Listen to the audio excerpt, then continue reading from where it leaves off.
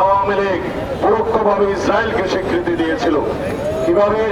তারা বাংলাদেশের পাসপোর্টে ইসরায়েল ব্যতীত সকল রাষ্ট্রে গমনের যে নির্দেশনা ছিল সেখান থেকে ইসরায়েল শব্দটি রিমুভ করে দিয়েছিলেন, প্রত্যাহার করে দিয়েছিলেন। তার মানে দাঁড়ায় তারা ইসরায়েলকে স্বীকৃতি দিয়েছিল, অথচ তারা বাংলাদেশের মুসলমানদের পক্ষে, সারা পৃথিবীর মুসলমানদের পক্ষে মায়া কান্নাও কাঁদত।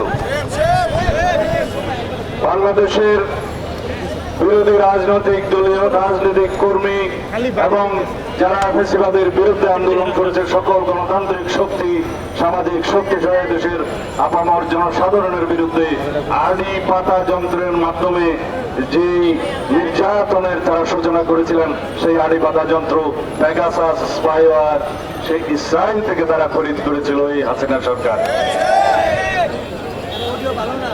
আজকে যেখানে হাসিনা আশ্রয় নিন না কেন, বাংলাদেশের মানুষ সারা জীবন এই আওয়ামী ফ্যাসিবাদী ইসলাম বিদ্বেষী আওয়ামী লীগের বিরুদ্ধে এই ধিক্কার জানিয়েই যাবে যে তারা মুসলিম বিদ্বেষী, ইসলাম বিদ্বেষী, আলেম বিদ্বেষী, সারা পৃথিবীতে ইসরায়েল পন্থীদের সমর্থক ছিল।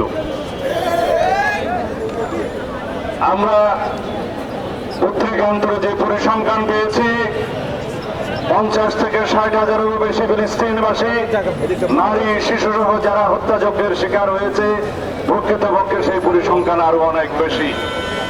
যারা অপুষ্টিতে ভোগে, যে সমস্ত শিশুরা মৃত্যুর মুখোমুখি হচ্ছে, তাদেরকে হত্যাকাণ্ডের শিকার হিসেবে গণ্য করতে হবে।